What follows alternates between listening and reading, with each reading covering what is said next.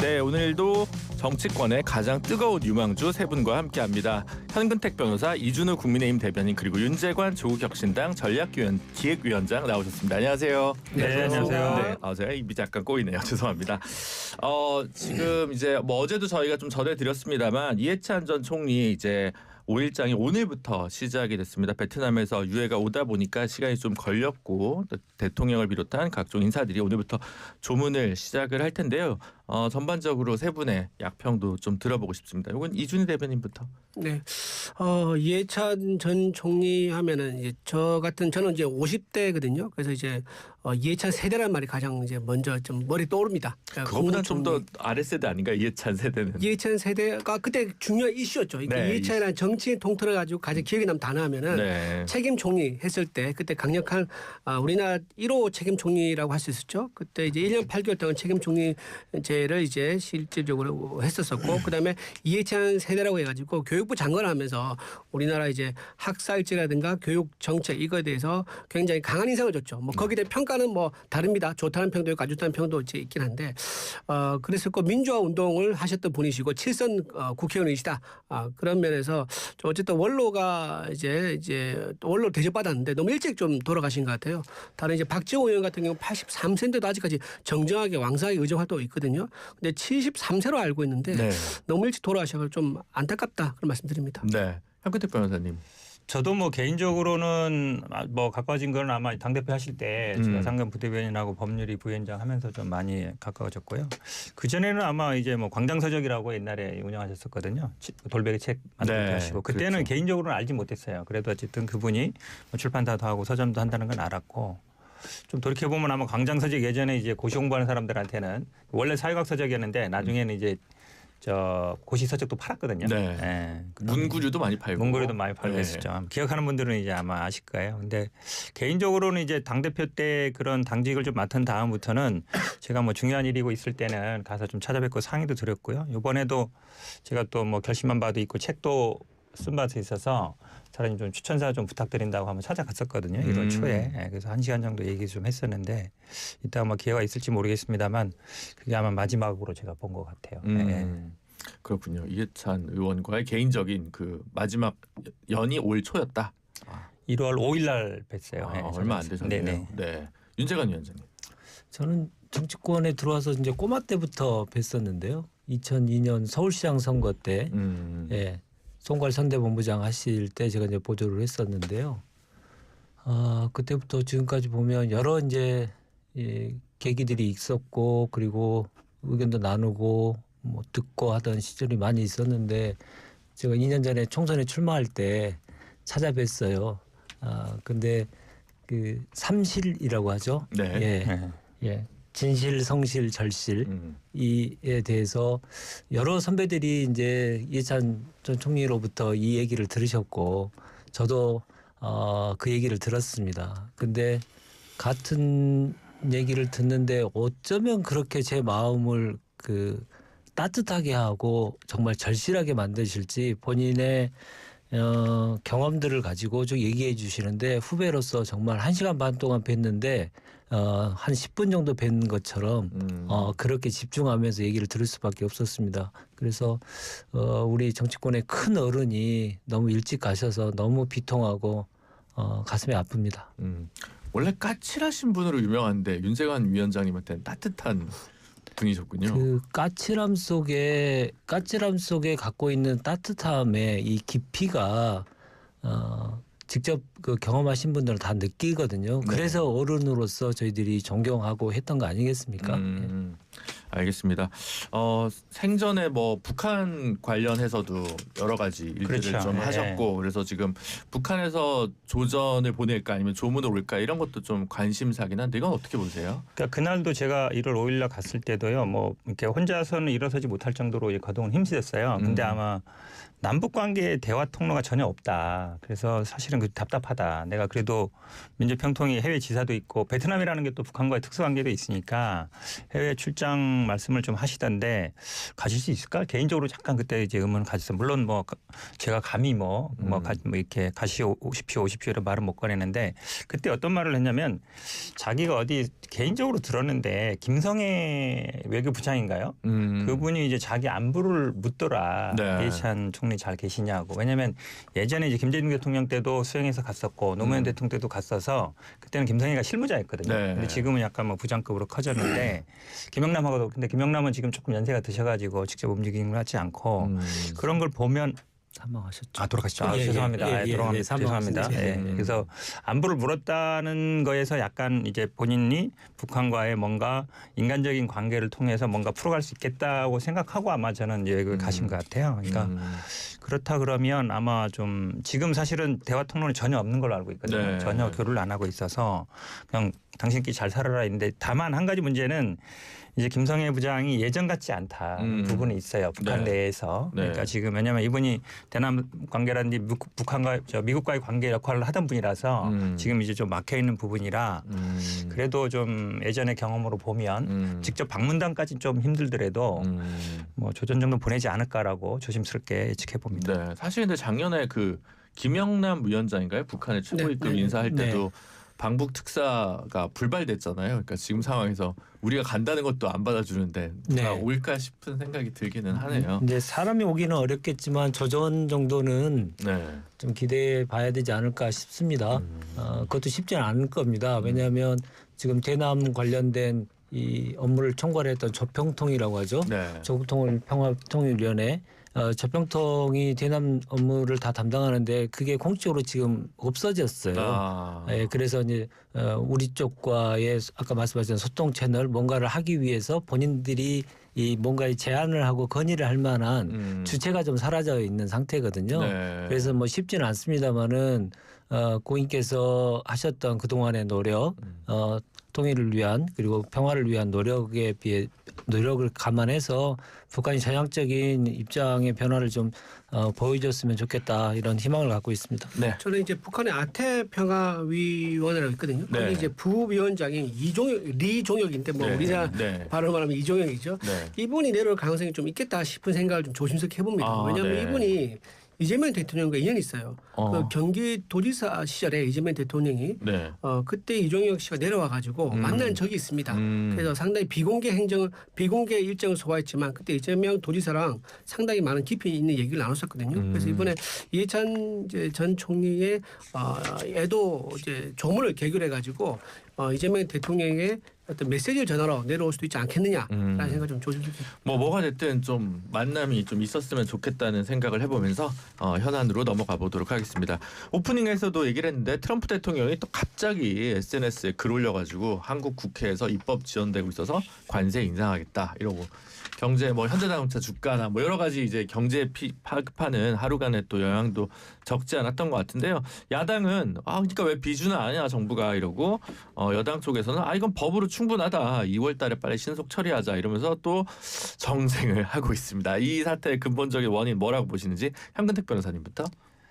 이걸 저희들이 25%에서 15% 낮추려고 얼마나 노력했습니까? 몇 달 동안 밑에서 협상하고 뭐 진짜 정상회담까지 했는데 다시 원상회복하는 거는 그냥 SNS에 글 하나로 끝나버리는 참 트럼프다운 일인데요.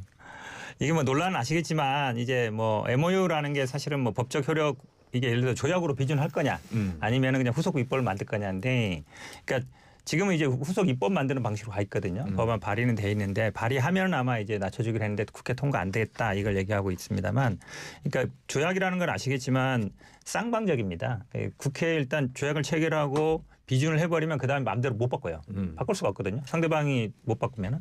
그래서 지금 트럼프가 어찌 보면 그러니까 미국이 트럼프는 자기가 언제든지 이거를 처리시키고 바꿀 수가 있어요. 근데 우리 입장에서는 조약을 비준해버리면 나중에 미국이 동의를 못 받으면 못 바꾸거든요. 네. 그래서 이제 어찌 보면 또 양해 각서 사실은 뭐 약간 서로 협의한 거니까 우리가 법을 만들 경우에는 우리가 바꿀 수 있거든요. 네. 그런 어떤 구속 미국에 대한 구속력을 남겼다는 부분이라서 일단 지금 뭐 대외투자특별법을 만들기로 했기 때문에 이거를 이제 조속히 좀 통과시키는 방법밖에 지금은 없지 않나라고 보입니다. 국민의힘은 계속 비준을 얘기를 하던데 이건 어떤 건지 설명을 좀 부탁드리겠습니다. 지금 헌법 60조에 따르면요 예산이 많이 드는 사항에 대해서는 국민에게 물어보고 국회 허가를 받아야 된다라고 되어 있습니다. 따라서 지금 이거를 그냥 입법으로 하게 되면요 지금 여당이 네. 뭐 절대 의석을 가지고 있기 때문에 그냥 무조건 통과되는 거 아니겠습니까? 그런 상황이기 때문에 좀 우리는 이제 비준을 해서 제대로 해야 된다. 그리고 비준하게 되면요 그 안에 내용을 우리가 봐야 돼요. 예산이 들어가는데 어디서 어떻게 예산이 들어가는가 항목별로 보기 때문에 쌀 문제라든가 소고기 문제라든가 지금 미국은 완전 개방이라고 지난번에 얘기했었거든요. 그런데 이재명 정부에서는 아니라고 또 얘기하고 있습니다. 그래서 그런 내용까지도 확인을 해야 된다라는 그런 입장인 거고요. 저는 이게 단순히 한미 관세 협상 이 갈등 문제가 그냥 나왔다라고 생각하지는 않고요. 좀 이제 쿠팡 문제가 이제 여기 좀 어떤 계기가 좀 된 것 같아요. 뒤에는 쿠팡 문제가 숨어 있는 게 쿠팡은 미국 델라웨어 주에 있는 미국 법인이고 엄연히 미국에 있는 회사입니다. 미국 테크 기술 기업이죠.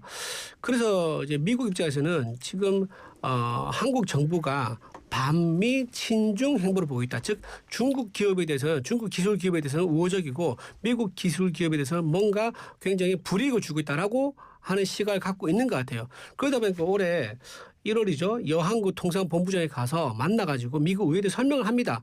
지금 쿠팡 문제는 대규모 개인정보 유출 사안인 거라서 국내법에 따라서 하는 거지 이걸 가지고 우리가 뭐 외교 또는 무역 논쟁으로 갈 건 아니다라고 설명을 했었어요. 그런데 이번에 김민수 총리가 또 갔잖아요. 가서 벤슨 부통령을 만나는데 그때 영김이 같이 배석했다 그러더라고요. 네. 근데 그 자리에서 김민수 총리가 왜 그런지 모르겠는데 200억 대미 투자 달러를 언제 어떻게 주겠다는 것을 적극적으로 얘기를 했으면 이런 일이 없었을 것 같아요. 근데 만나가지고 주로 한 얘기가 쿠팡 문제에 대해서는 우리 한국의 고유의 문제다라고 얘기하고 또 언론에 어떻게 인터뷰했느냐. 쿠팡의 로비는 안 통해 나한테 이렇게 얘기해요. 그러니까 그게 무슨 말이냐면 벤슨 부통령이 쿠팡을 이제 벤슨 부통령이 쿠팡에 의해서 로비스트인 것처럼 인식하게끔 오해할 수 있는 그런 발언을 한 거예요. 그러니까 벤슨 부통령은 미국 기술 기업에 대해서 불이익을 주지 마라라고 얘기했는데 김민수 총리는 한국 언론에 대고 쿠팡이 나한테 로비한 거 안 통해라고 대답을 해버리니까 미국 입장에서는 내가 로비스트야? 라는 이제 그런 인식을 할 수밖에 없는 거죠. 더군다나 거기서 김민수 총리가 작년 12월 19일에 뭐라고 얘기했냐면은 쿠팡은 마피아 잡듯이 잡겠다라고 또 얘기를 했어요. 근데 이런 얘기한 게 어디에 올라가 있느냐? 올해 이제 1월 21일 날 USTR에 301조 통상 조치라고 거기에 청구를 합니다. 그 청구할 때 이 김민석 총리가 했던 이 말 마피아 잡듯이 잡겠다 이 말을 증거로 넣어가지고 이거는 무역 보복이다.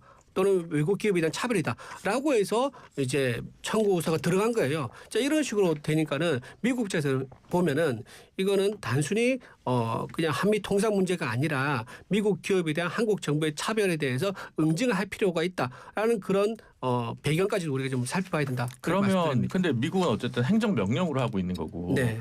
미국 판결에 의해서 이 부분이 뒤집힐 부분도 있는 거잖아요. 그렇죠. 근데 우리가 굳이 조약으로 해야 될 그러니까 지금 오히려 대법원 판결을 전략적으로 좀 기다렸다가 오히려 예전 한미 FTA 수준으로 돌아갈 수 있는 틈도 사실 있어서 그거 못하게 하려고 하는 거다라는 분석도 있던데. 그러니까 올해 이제 11월에 미국에서 네. 재선거가 있어요. 중간평가인데 거기 이전에 대법원에서 이거에 대한 이제 판단이 나올 것 같기 때문에 네. 만약에 무효가 돼버리면요 이게 전부 다 리셋돼 버리지 않습니까? 그쵸. 그러니까 본인의 중간평가에서 좋은 평가를 받기 위해서는 한국 정부가 확실하게 대미 투자에 대한 약속을 해주는 네. 대미 투자 약속보다 대미 투자에 대한 실제적인 조치를 취해주는 이걸 원하고 있는 거죠. 쿠팡 문제보다 사실 내정 문제나 본인 선거 비율이 좀 더 높지 않을까요? 그러니까 그런 면에서 그 두 개가 다 섞여 있다고 좀 봐야 될 것 같아요. 왜냐하면은 벤슨 부통령이 뭐 얘기냐면 쿠팡 문제도 얘기도 하면서 소련보 목사이기도 해요. 그러니까 미국은 기본적으로 기독교 사회 아닙니까?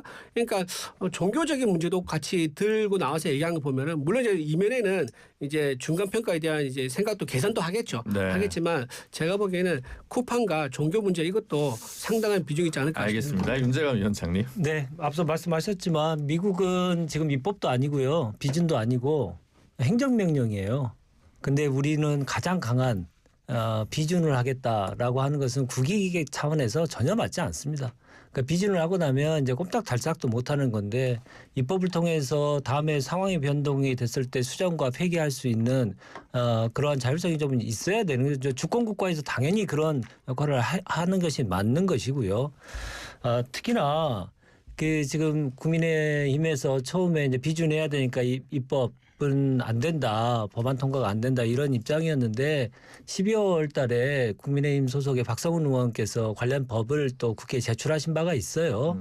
그래서 이제 조그만 미세적인 변동이 있었거든요. 그러니까 이 법이 뭐 아주 중요한 법이고 민생에도 큰 영향을 미치는 법인데 어떻게 하루 만에 뚝딱 하겠습니까? 그러니까 이제 적절한 시기에 조속한 시일 내에 빨리 처리될 수 있을 거라고 보고요. 이번 계기가 그 계기가 될 것이다 저는 생각합니다.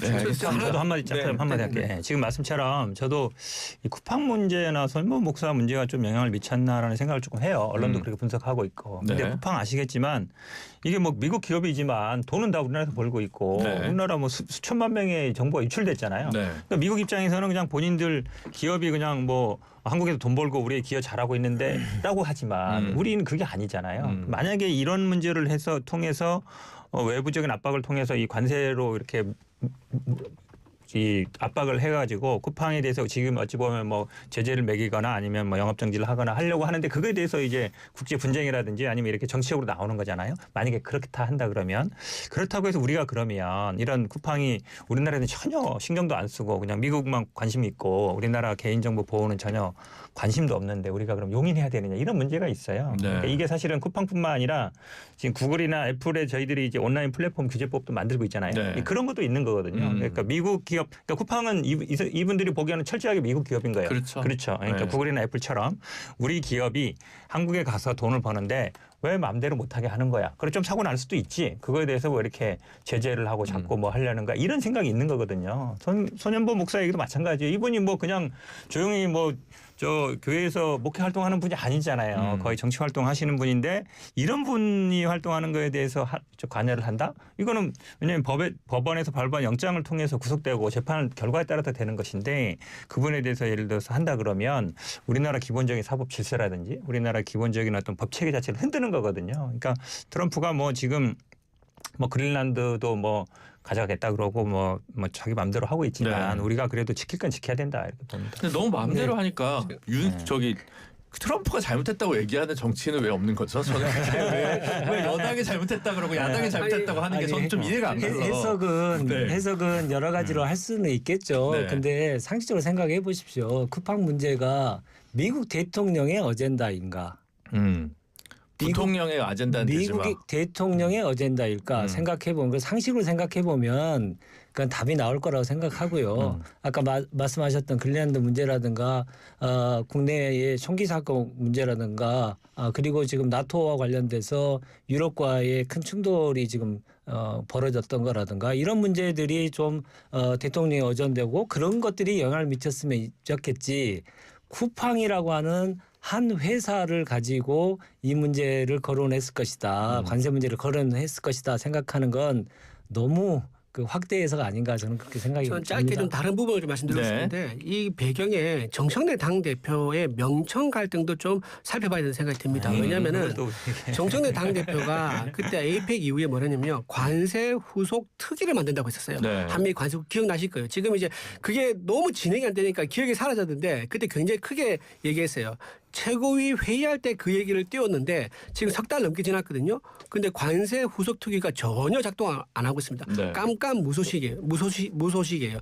이게 무슨 말이냐면 정청래 당대표가 자기한테 유리할 때는 이재명 정권의 승리를 위해서 함께하겠다라고 말하지만은 본인이 지금 명청 갈등 속에서 굳이 나한테 주는 거 없이 내가 이재명 정권에 도움이 되는 그런 것을 할 필요가 있겠느냐. 즉 특위를 운영해서 이걸 뒷받쳐줄 필요가 있겠느냐라는 계산을 하는 것 같아요. 아마 지방선거 속에서 아마 이재명 정권에서 대통령실에 있던 많은 분들이 지금 광역단체 선거 나오지 않습니까? 거기에 대한 불만. 이번 지방선거 총괄하고 공천은 정청래 당대표 내가 할 테니까 건들지 마라. 그런 맥락 속에서 이런 관세 후속 특위가 작동 안 된 거 이런 문제가 좀 또 맥락은 모르겠지만 이재명 대통령이 국회가 답답하고 입법은 안 되니까 그거 기다리지 마라. 뭐 이제 임광현 국세청장을 질타할 때도 뭐 이제 그런 표현들도 나오기는 한 것 같아요. 그래서 좀 깝깝한 느낌은 있는 것 같은데. 지금 말씀하신 거는 뭐 말도 안 되는 얘기고요. 뭐 사실은 이 대외 관계 이런 부분에 대해서 국내 정치까지 할 필요는 없고 저는 아까 말씀처럼 이걸 자꾸 비준 얘기하지 마시고 지금 대미 투자법이 지금 상정돼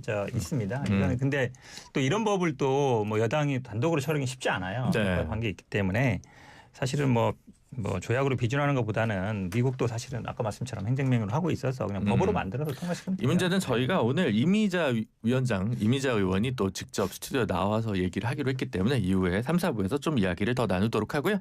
다른 이슈로 넘어가기 전에 잠시 광고 듣고 돌아오겠습니다. 잠시만요. 춤과 노래를 즐기